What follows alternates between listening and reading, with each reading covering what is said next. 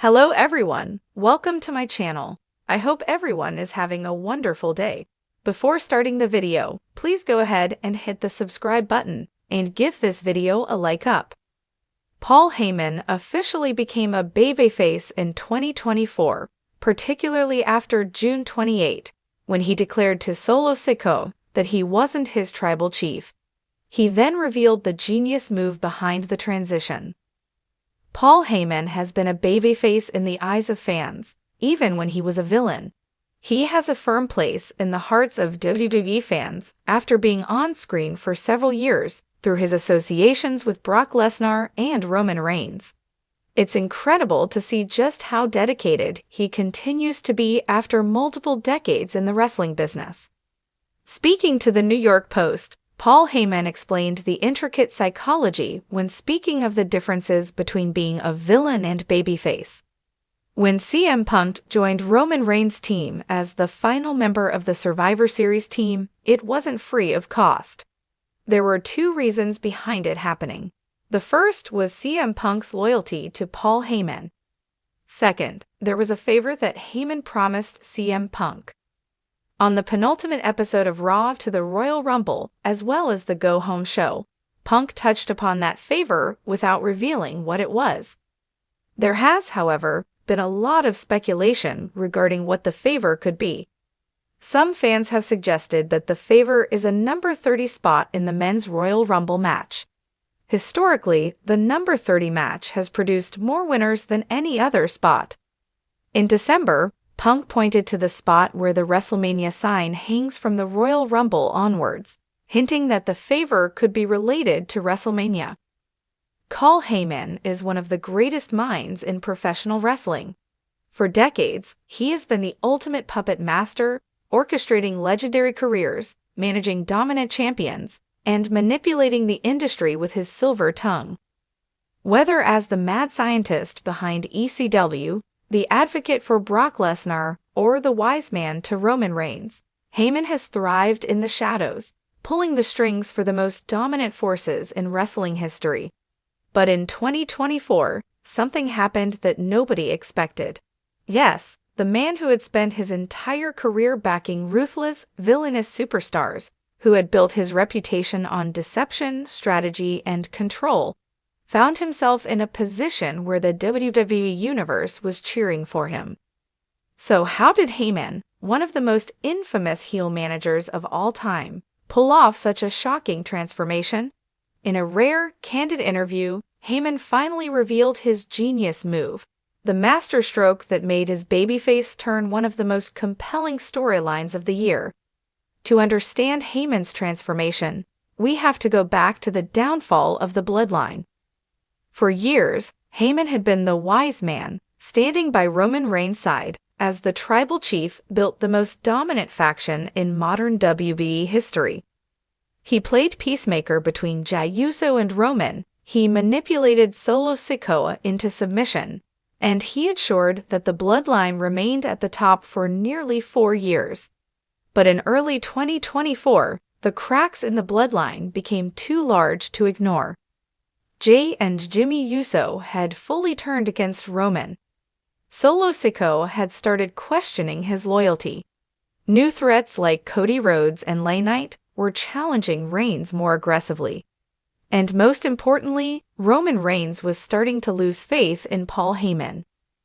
By the time WrestleMania 40 approached, it was clear that the bloodline was on the verge of imploding. And then came the moment that changed everything. Roman Reigns snapped. In a brutal post-match attack on SmackDown, Reigns accused Heyman of betraying him, blaming him for the bloodline's weaknesses. In front of a shocked audience, Reigns ordered Solo Sikoa to take out Paul Heyman once and for all. For the first time in his career, Heyman wasn't the one giving the orders, he was the target. As Solo hesitated, Heyman begged for mercy, pleading with Reigns to reconsider. But when Roman shoved him to the ground and demanded loyalty, something shocking happened. Solo Sikoa refused to attack Heyman. Instead, Solo stared at Roman, shook his head, and walked away.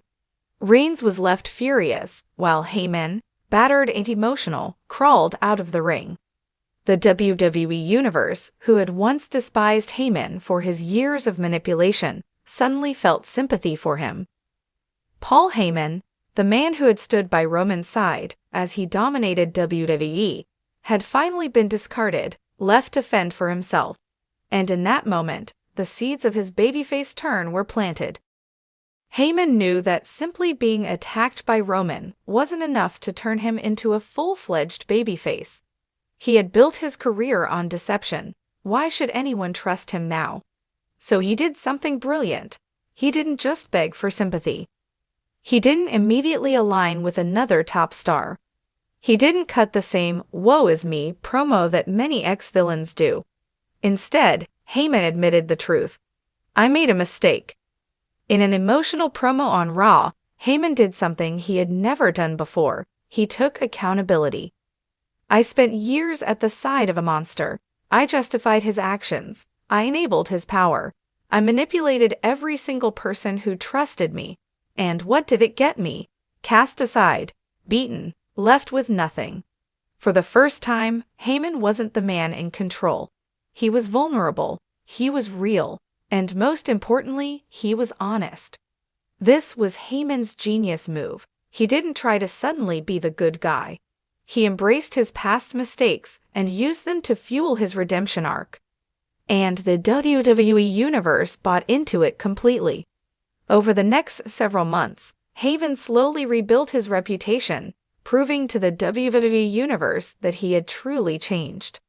The biggest test came when Heyman had the chance to betray Roman Reigns and cost him the undisputed WWE Universal Championship.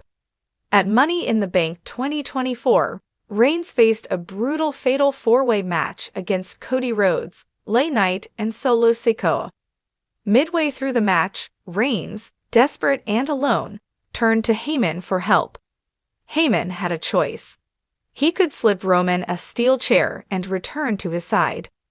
Or he could walk away and prove that his loyalty was truly gone. Heyman chose to walk away. In that moment, he solidified his status as a true babyface. He wasn't looking for revenge. He wasn't plotting his next power move. He was simply done with Roman Reigns and ready to move on. After years of managing dominant heels, Heyman did something unexpected. He aligned himself with the next generation of WWE.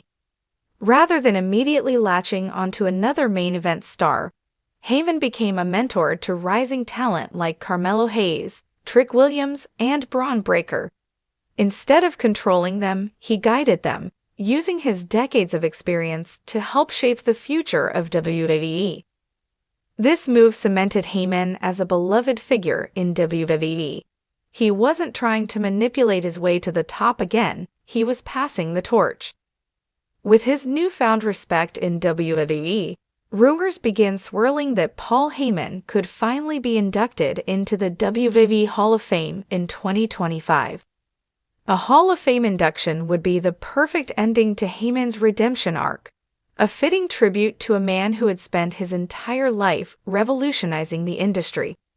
And this time, when he stood on that stage, he wouldn't be the villainous mastermind. He wouldn't be the manipulative advocate. He wouldn't be the wise man to a tyrant. He would be Paul Heyman, the man who changed wrestling forever. Paul Heyman's babyface turn in 2024 was nothing short of genius. By embracing his past mistakes, standing up to Roman Reigns, and choosing to support the future of WWE, he pulled off one of the most organic, emotionally satisfying character transformations in wrestling history. From deceptive mastermind to beloved mentor, Heyman proved once again that he is one of the greatest storytellers in wrestling history. And as WWE moves into a new era, one thing is clear. The wise man may have changed his allegiance, but his brilliance remains unmatched.